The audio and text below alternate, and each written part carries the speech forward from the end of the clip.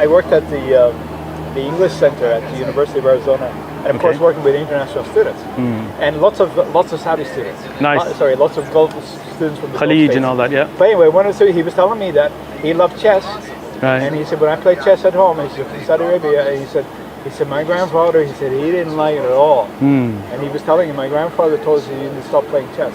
Gotcha. And I asked him why, and he said because the student told me that the figures have faces. Yeah, it's a little statue-looking thing. And he said that his grandfather told him the jinn can get into those pieces and have, and that's what as soon as you said the word, that's what I remember. So the jinn is another creation. Like, for example, we have dark matter, we have things we can't see, but scientists do believe exist in the universe, right? But what about? No, go ahead. Okay. It's okay. Go ahead. But the question is like things like palm reading and like some of the Christian traditions they don't care about it, whatever, that's what you do. But some parts are like that is the doorway to Satan. That is the doorway to the devil. Right. And I had students in my class. It was like my grandparents warned me, don't take that class. But that's I mean the thing is, when you look at palm reading, or if you look at speaking in tongues, the future, right? I mean, how do you get that information, right? So a lot of people, they work with magic, they work with jinn. So that kind of stuff is not permissible in Islam, because you are now dealing with forces that you shouldn't be, right? Jinn have their own world, they need to live peacefully in their world. We have our own world, we live in our world, right? Go ahead. What about ghosts? So again, we don't believe that ghosts are like dead people. Thank you so much. Jazakallah khair. So we do believe that some people see jinn and say they're ghosts, but in reality those are jinn. We do believe that there are other forces out there, right? We do believe you have a soul. When you die, the soul goes to the grave. But we don't believe like the soul roams around haunting people's houses and all that kind of stuff, right? But what does happen, some of the evil jinn, they will try to confuse people, and they will try to mess with people's mind. They will try to appear like relatives and so on, right? So those are jinn. If because of Islam's belief in the existence of jinn, one of the issues we get into in class is the whole idea about the devil and Satan. Right. Now, in the Catholic tradition that I grew up in a long time ago, of course, Satan and the devil is real, and even in the Bible. But we believe he's real. And so we don't believe he was an angel, though. There's the difference. Right. Angels are obedient creatures of God. It's another creation. They're made out of light, not like the light you flash in a flashlight, but like how humans are made out of the earth. But doesn't mean that you wash away and dirt comes off. But that's a building block, right? So like that, we believe there's angels made out of light, a light that is obedient to Allah. Angels do what God tells them, right? Gabriel brings the message. The angel of death takes the souls. That's their jobs, right? Then there are jinn and humans. We both have choices, right and wrong, and we get judged on right and wrong. So shaitan or iblis or the devil is one of the jinn, and at a time he was obedient to God. He got jealous of Adam and he disobeyed and he became cursed, right? So guardian angels, and lots of people believe in guardian angels. We believe there's guardian angels. It's the same. Again, the Christian idea of angels is just the way they've kind of made it out today, like with harpoons and little boy looking things. We don't believe in that. We don't believe they're like human looking, right? Like they are made of another creature, right? And protect people. There are those that protect people. There are those that are responsible for rain. There are those that are responsible for different jobs. Israfil is the one that's going to blow the trumpet to start the Day of Judgment, and the second and third blowing. Everybody has their job. And with angels too, we get into this whole area of demonic possession. So in Islam, do you believe that people can be? We do believe that, right? That's not going to be by angels. That's going to be by jinn, right? So, and when you recite the Quran on them, the jinns can be taken out. They can free the person. One of the things we do in the class, and actually, I mean, the supernatural, the paranormal, some of it is just silly.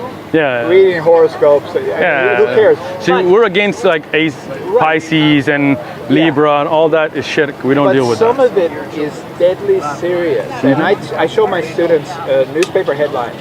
And it happens every now and then. If you look at Emily Rose, if you look at documented cases of possessions and so on. But the headlines I show my students is, the headline was a 3-year-old boy was killed in Tucson by his mother, his uncle, someone else. They believed he was possessed by demons. And then I showed him another headline, something similar in California. Right? Adults being arrested by they think young kids are being possessed by demons. So it's like, but Islamically that would be wrong, right? If somebody even had an issue with magic or jinn or mental disorder, you need to seek out proper help. Yeah. So some things you need medical help, some things you need to read Quran, but you don't harm the person. Right, but it sounds like, would it be fair to say that Islam is similar in some ways to other religions, in the sense that the general idea is that be careful about getting into any paranormal or supernatural things?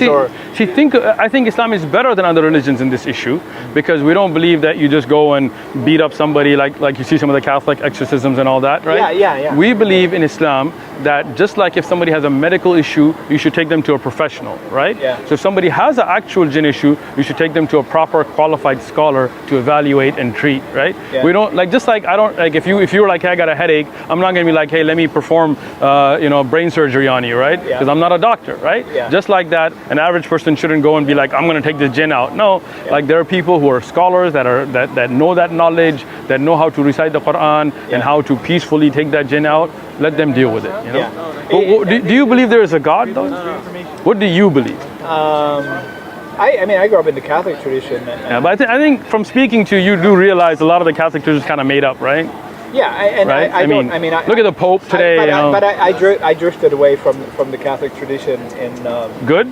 And then, but I guess I'm very skeptical about religion in general. Now, when I went to Saudi Arabia, and you went to Saudi Arabia? Yeah. Where were you? I was in Saudi Arabia. I was in Riyadh. What's the city? Tabuk. Tabuk, Wow. I was at the university in Tabuk. Nice. I was just there for like 5 or 6 days. How did you find the people? Great, wonderful. Nice. Now, that's good. I had not a problem, but I used to go to Saudi Arabia. I used to go to Colombia in South America, and universities I visited, everything is run. I mean, at least the people I was dealing with, everything was run by women, and a lot of the women were in charge. I went to Saudi Arabia, and the university in Saudi Arabia, and of course, it's a complete segregation. Yes, of course. There's a great respect for. But it's. I mean, one of the things I wanted was. I wanted to get a copy of the Quran in English. Excellent. But I wanted to get it in Saudi Arabia when I was there. Gotcha. And my hosts were, of course. And then next day, the hotel room became so nice. A wonderful vibe, and I brought it back. Nice. I expressed, and they, I guess I was a little bit interested in having that.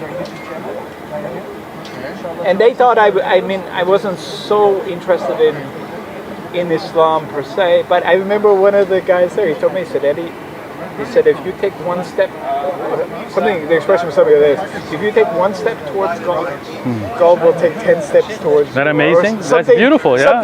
Some kind you of come walking, like that. right? Now you're here. I'm glad I stopped by. But Excellent. Because one of the things I'm thinking about doing at the university, what I'm interested in is inviting some scholars to my class. Somebody from the mosque, somebody you got from the card? the Christian one, and just saying what people think about paranormal. So that's our card. You got our number. Yeah. We can definitely arrange it. Okay, great. But again, so you do believe? Yeah, go for it. You can have anything you want. It's all free of charge. He's been interested in. Nice. That's your son, or? Yeah, it's my son. Nice to meet you, bro.